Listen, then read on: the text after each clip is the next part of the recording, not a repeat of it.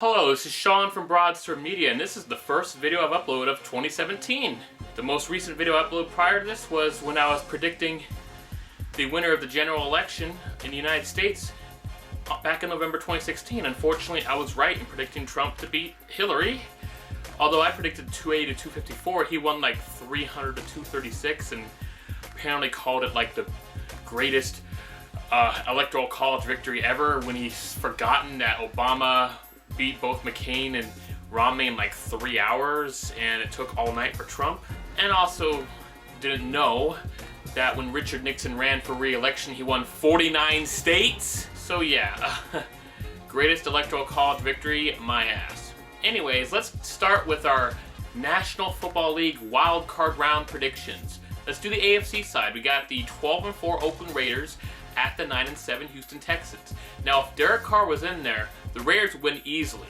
But since being injured, the Raiders' offense has been pretty abysmal. Their offense could not do much at all against the powerful Broncos defense last week, and it's not going to fare any better against the Texans' powerful defense. I mean, if I was to predict the score, maybe it'd be like 24-10 or something. It should be pretty low scoring. With the Texans taking advantage, with the Texans having a poor offense, still taking advantage of a bad Raiders defense. Besides Khalil Mack, of course.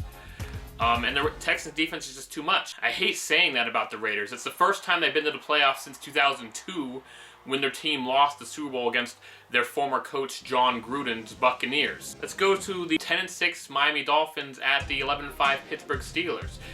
It's been a long time since the Dolphins have been in the playoffs. Last time where they were there was 2008.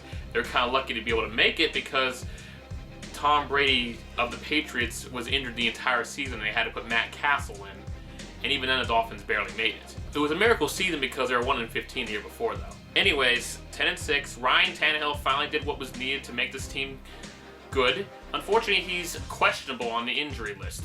Hopefully he'll be able to play so they can put up a much better fight against the Steelers. Otherwise, backup Matt Moore is going to have to manage the game well. He's a good backup. He started for the Dolphins in the past and put up fair numbers, but those are the kind of numbers a backup quarterback would put up. So he's going to have to really step it up, and if the Dolphins gain a lead, he's going to have to try to maintain it by playing carefully.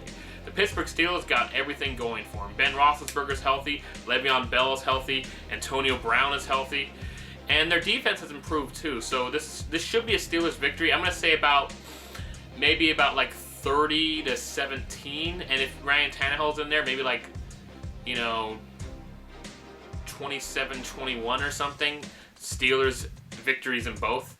That's all for the AFC. Now on to the NFC. Now on the NFC side, we have a huge surprise here with the 9-7 Detroit Lions taking on the 10-5-1 Seattle Seahawks. The Lions were not expected to be good at all. In fact, they're expected to be worse. Calvin Johnson, the greatest receiver in Lions history, retired. And the Lions got better? They almost took their division, but they lost in the final week to be down to the number 6 seed Wild Card. So they face off against the mighty Seattle Seahawks and their Legion of Boom.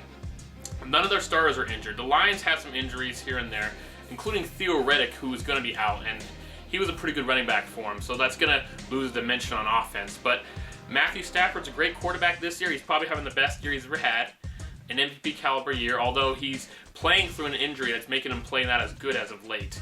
So it's going to be tough. I still think he'll put up a fight, but the Seahawks defense is going to give him some serious trouble. And of course, Russell Wilson is a great quarterback. I mean, he's not like always putting up the greatest numbers, but he's a winner. He wins all the time. And even though Marshawn Lynch retired, the Seahawks still have a good running game with Thomas Rawls. Only their backup running back got injured. So, Seahawks. I'd say if I was predicting a score, it'd probably be about like 27-17 or something.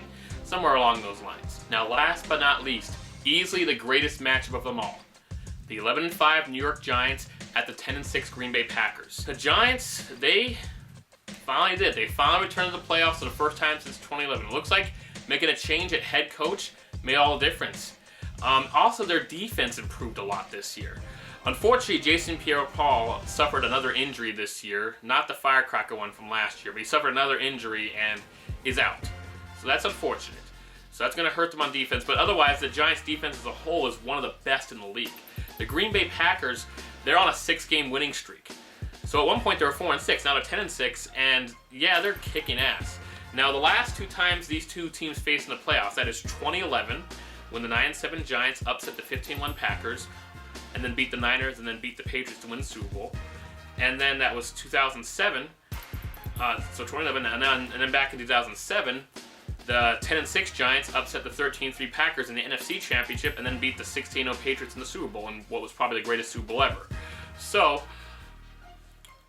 the Giants kind of have their number, so don't leave them out. Just because the Packers are so great and have been in the playoffs every year since 2009, don't leave out the Giants. They have their number in the playoffs.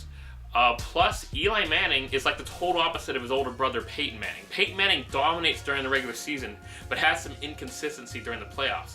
Eli Manning is inconsistent during the regular season, but he does great in the playoffs. In fact, in 2007, when they won the Super Bowl, he led the league in interceptions. He had more interceptions than any other quarterback during the regular season, but in the playoffs, he threw literally just 1 interception on his way to winning the Super Bowl. So he knows how to step it up in the playoffs.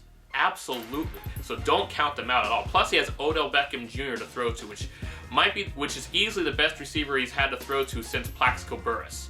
Aaron Rodgers, his offense should be better now that they're on this hot streak. Jordy Nelson definitely helped the team out a lot. And their defense is no joke either. Julius Peppers, Clay Matthews. Yeah, they got a great overall team. I think it's going to be the closest, best matchup.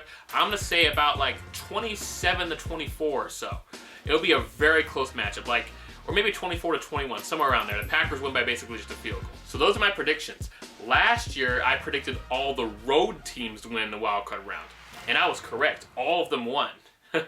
So this year, I'm predicting all the home teams to win, and well, if I get them all right, that's 8 straight correct predictions in the Wild Card Round. But I wouldn't mind if I'm wrong about the Raiders-Texans. I want to see the Raiders succeed. I want to see them win, even with Matt McGloin or Connor Cook, whoever goes in there as their quarterback. Please like, comment, and subscribe, and stay tuned for my NFL Divisional Round predictions.